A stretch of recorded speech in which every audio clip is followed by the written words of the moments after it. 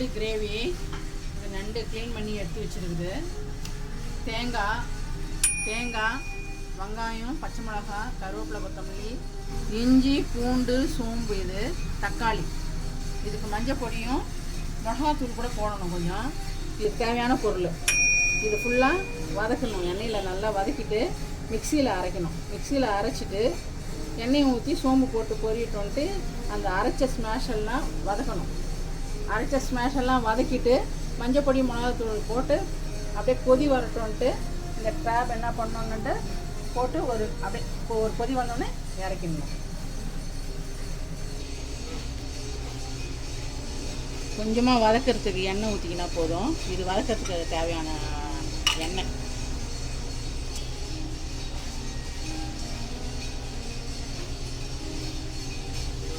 இப்போது வெங்காயம் ஃபஸ்ட்டு போட்டு நல்லா வதக்கணும்.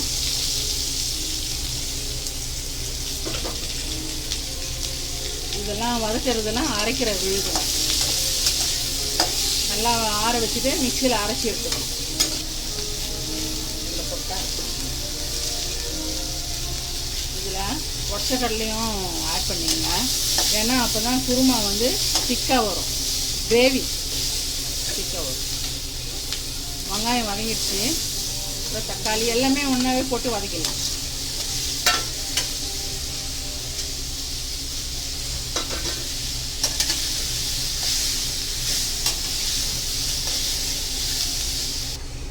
இப்போது நல்லா வதங்கிடுச்சு. இதை நல்லா ஆற வச்சு மிக்சியில் அடிச்சிக்கணும். இது நல்லா வதங்கிடுச்சு. மிக்சியில் போட்டு அரைக்கணும்.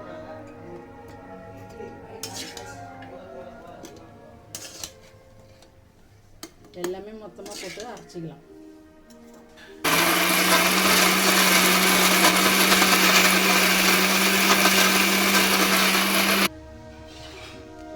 நண்டு கிரேவி ரெடியாக இருக்குது. அதுக்கு தேவையான எண்ணெய் கொஞ்சமாக ஊற்றினா போதும். எண்ணெய் காஞ்சிட்ட பிறகு சோம்பு போடணும். சோம்பு போட்டு பொரியட்டோன்னு சோம்பு பொரிஞ்சிச்சு. இந்த மசாலாவை போட்டு அரைச்சி ஊற்றணும். அரைச்ச மசாலாவை எடுத்து அதில் ஊற்றிட்டோம்னா மஞ்சள் பொடியும் மிளகா பொடியும் போட்டு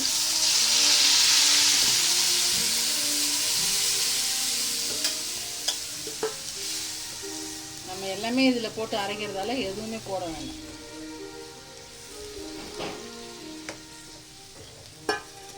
கொஞ்சம் தண்ணி ஊற்றிக்கலாம். இதில் கொஞ்சம் மஞ்சள் பொடி போட்டு மிளகாத்தூள் கொஞ்சம் போடணும்.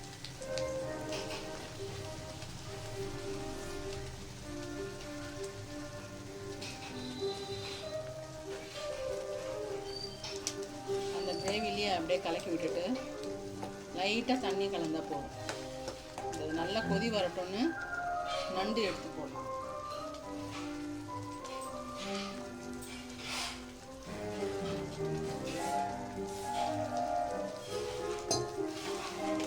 இந்த கிரேவியில் நண்டு மசாலாவுக்கு தேவையான உப்பு போடணும். போட்டுட்டு கொதி வரட்டும்னு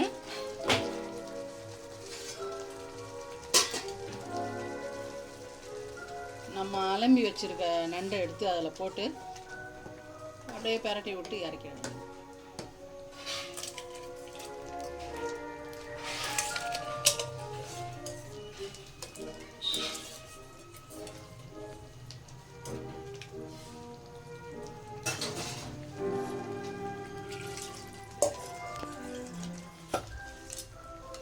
கிரேவி அப்படியே எடுத்து மேலே மேலே விடணும்.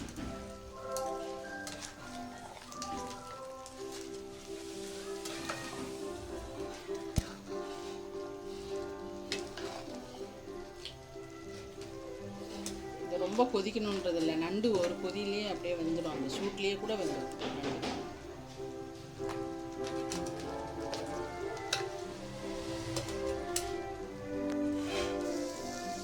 நண்டு கிரேவி ரெடி. இதை வேறு பாத்திரத்தில் ஊற்றிட்டு கொத்தமல்லி போட்டு டெக்கரேட் பண்ண வேண்டியதுதான்.